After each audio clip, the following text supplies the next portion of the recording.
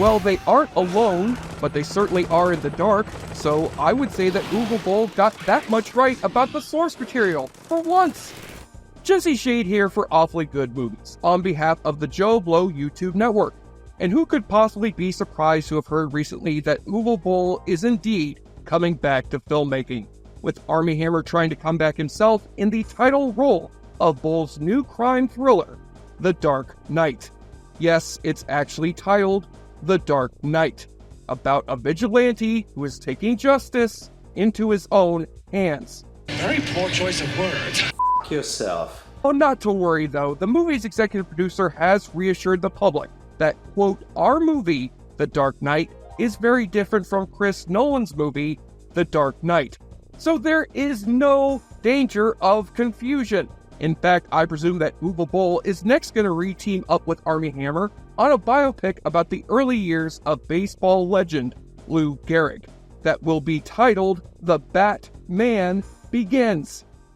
F*** yourself. But for now, let us turn things over to our awfully good horror expert Tyler Nichols as we celebrate the 20th anniversary of one of Uwe Boll's truly worst video game-based atrocities in this darkly lit episode of Awfully Good Movies.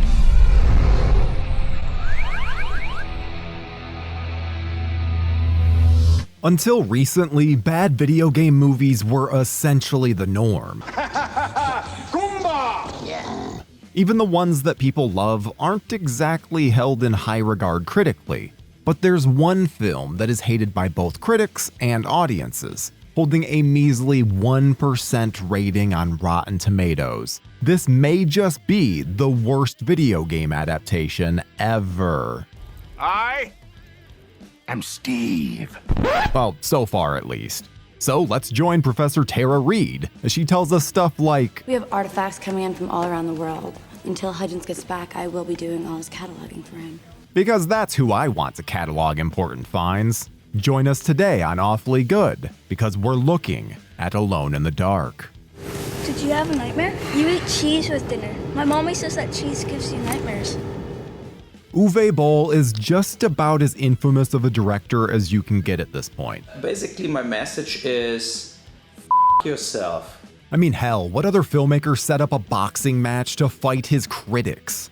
This guy has always had a few screws loose. He's one of the most prolific filmmakers out there. Yes, he's shit, but he's prolific. And for some reason, he set his eyes on video game adaptations. We've already looked at House of the Dead. Die, you son of a bitch! And Blood Rain is a prime candidate for a future episode. You have the heart. Give it to me. You will have to cut it from me. So be it. Yet today's subject is actually his lowest rated adaptation. And I'm going to say something controversial here. I don't actually think it's the worst thing ever. Now, don't get me wrong, it's a truly awful abomination, but compared to so many of his other films, at least this one is well made on a technical level. Just give me 5 minutes, all right? I can explain everything. Because sure, the monsters are CGI and have no weight to them, but the effects themselves would fit in with any video game today. This is easily Boll's most Hollywood film, with one of the largest budgets that he's ever received.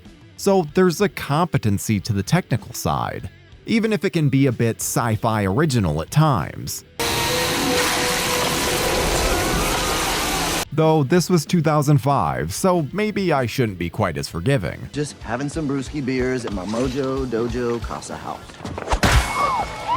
But still, this was my first time ever experiencing this film, and as I expected the worst of the worst, instead I just got a lot of Christian Slater walking around in metropolitan areas.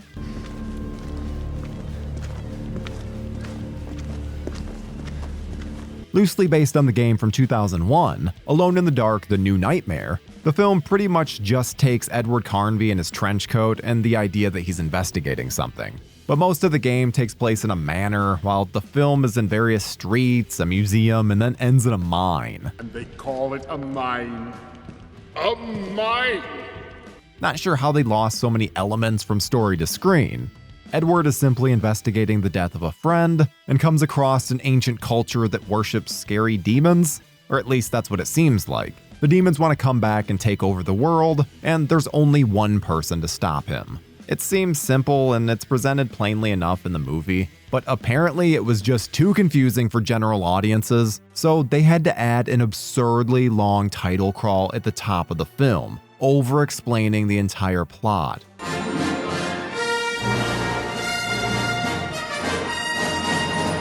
And it goes on forever. There's so much fucking exposition here, and almost all of it is explained later in the movie. So what is even the point? 2 hours later. Every time you think it's going to end, it just keeps going. Are people so stupid that they didn't understand all the over-explanations that occur in the film in regards to this stuff? It's not about a few children. It's about the future of our species. We are literally told about the orphans in the first actual scene of the movie. So why in the fuck do we need this paragraph also explaining it? A bunch of orphans mysteriously disappeared and then came back with memory issues. Something clearly happened to them. And I get a kick out of the fact that the nun, Sister Clara, is actually the mom from Black Christmas. I know actors play other roles, it's nothing new, but I'll always picture her saying, "Hey, Merry Christmas!" "Aren't you supposed to be off trying to impregnate your son, lady?" Just because you can't see something doesn't mean it can't kill you. Christian Slater plays Edward Carnby, and all of his narration feels like a video game character just reading exposition, which I guess is apropos. He feels so absolutely disinterested in every single line that he says. Carnby is a paranormal investigator who has some memory issues and has a history with multiple people in the film, but we'll get into that in a bit. I'm always going to point out random horror actors, so shout out to Brendan Fletcher from Freddy vs. Jason as he appears as a random taxi cab driver here. Somebody please wake me up! And I love how he just, on a whim, decides to try and outrun this other taxi cab. He has no idea if Carnby is a bad criminal, and he only has him at his word. Yet he's like, sure, I'll risk my job for this. Hope he at least had car insurance. I'm not sure why the film randomly becomes hard target out of nowhere, as Carnby's pursuer jumps down from a building at him and they fight a bit. My favorite part of this whole pursuit is Carnby going in the building and this guy just jumping through the window rather than taking the door.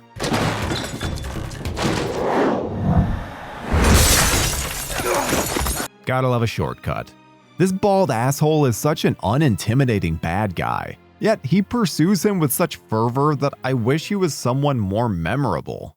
Where's Robert Davi when you need him? Arguably the coolest shot of the entire movie is when the camera goes into Carnby's gun, the bullet loads, and we see it travel through a piece of ice before entering through this guy's chest. And that doesn't fucking stop him. Based on his actions, this guy should be so intimidating, yet instead they just put this schlub in the role. I'm telling you, just picture Robert Davi instead. Carnby is finally able to stop him by impaling him on metal. Because bullets don't work, but stabbing apparently does. I guess they hit the spine that we'll see later on. Now, Tara Reid is great as Bunny in Big Lebowski, but that's because that role feels like an extension of her. I'll suck your for $1,000. Casting her as an assistant museum curator who speaks like an academic feels like miscasting to a profound degree. Yeah, but I was only just gonna catalog it for you. And as Aline Cedrak, Miss Reid proves that right, with stale line deliveries and a complete indifference to everything happening. She mostly just looks really tired the whole movie. Well, at least takes your mind off your boyfriend, right? Okay, this is just a very strange thing to say to someone at work. But get ready because it's about to get even stranger. I shouldn't have said that. Her boyfriend's been missing for the last 3 months. Wait, so you're saying you asked her that in the midst of her boyfriend being missing? Holy hell, it was weird before, now it's just fucking diabolical. Hey, at least you're not thinking about the fact that your boyfriend is probably dead. Who approved this dialogue? Oh, yeah. Basically, my message is f yourself. Now let me introduce you to Bureau 713, the Agency for Paranormal Investigations. This was formerly headed up by Carnby, but now Stephen Dorff runs it. Dorff plays Commander Burke, and he's really just there to be an antagonist to Carnby, but he's really not even that bad of a dude. He just happens to be Carnby's successor, so there's some friction there. I've liked Stephen Dorff since his Blade days, so I will take as much of him as possible in my B movies. Or, well, maybe Z. And this is where we need to shout out our man the Arrow, Mr. John Fallon, as he actually shows up as Agent Yannick, and gets to be the man behind the computer. Take a drink every time you see Mr. Fallon show up throughout the picture. It doesn't happen as much as it should, but it's a highlight for us at JoBlo every time it happens. Though, shame on you, Uwe, for not giving John an on-screen death. The hell is this? Edward. God, I missed you. I thought you were dead, you asshole. Oh, did I not say that these two are a couple? Because you wouldn't notice it by the negative chemistry that they have when they're together. They wander through the museum, and we finally get introduced to... Wait, Xenos? Excuse me, you can't call them that. That word is reserved for a certain beloved alien creature. And it doesn't help that they constantly try and rip off elements of the xenomorph. It even has this Geiger-like design. And they even make the hilarious decision to say that they can turn invisible, thus cutting down on the effects budget. Oh, Uwe, you sly dog. I see you cutting corners creatively. They also can't stand light, so take to the darkness. And light is a good way to kill them. For maximum damage, we use bullets. Cuts right through them. I don't think anyone will be shocked to find out that Professor Hudgens is a bad guy. I mean, look at him, he just looks villainous. He wants to bring upon the end of the world via these Xenos. Hell, he literally injects their blood into his own arm. I half expected him to be turned into this big monstrosity, but instead he just lamely can now control the Xenos. And he makes more of his little drone units as well. See, there's this weird sleeper agent subplot with kids from the orphanage now grown up and disappearing. When they reappear, they're strange zombie-like beings that can do kung fu and seem impervious to pain. Hudgens seems to be using them to help with his dastardly plan. And Carnby actually has one of these strange little things inside him as well, but it's dead due to the electroshock therapy that he received as a kid at the orphanage. But that just brings up even more questions. Why others at the orphanage didn't receive the same treatment isn't really explained. But I guess it shows why Carnby is such a weirdo? The finale of Alone in the Dark takes place in a mine, where, alien style, the Bureau 713 SWAT team is taken down by the Xenos. Even the lead from House of the Dead pops up for a fun death. And I love that this mine goes from looking like a mummy tomb to a roller coaster to the basement of Jabba's palace.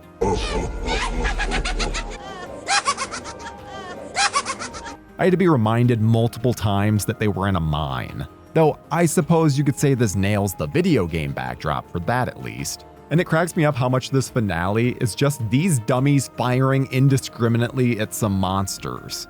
Professor Hudgens is trying to unlock a portal to release Xenos onto the world and wipe out the human race. The plan is to blow up the entrance and stop the Xenos from having access. And wouldn't you know it, the detonator won't work. So old Stephen Dorff has to sacrifice himself to save the world. Just kidding, he doesn't actually die from the blast. Somehow, despite this massive fireball. Then this totally rips off the ending of Resident Evil, and they discover that the Xenos have laid waste to the metro area. That means Carnby and the others have been completely useless in this story. In fact, it ends with a creature running up on our two leads, and thus implying the happiest ending possible. Carnby and Aline being cut to shreds by Xenos. Until someone says otherwise, that's what happened in my mind. What? There's another one? And Carnby is Asian now? Oh boy, I think we just found a future awfully good. The Abkhani people were wiped off the face of the earth. Looks like it's happening all over again. Before we continue with our video, here's a reminder to click the store tab on any of our JoBlo channels and browse our collection of the latest and freshest designs in our merch store. Go get you some. With terrible logic, bad acting, and nonsensical storytelling, we're giving this an awfully good rating of a D-. Because Professor Tara Reid makes my ears bleed, and I still can't believe Uwe Boll was given $20 million to make this. Shame on you for putting this competent crew through your bullshit. They deserve better.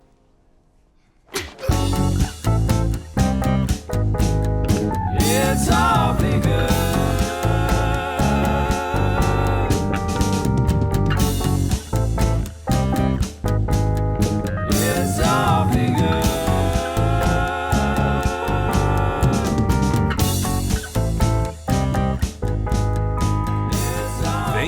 clicking on our video, everybody. If you like what you saw here, please make sure you like the video and subscribe and share with your friends who like this sort of content. JoBlo was created by movie fans for movie fans, and we appreciate your support.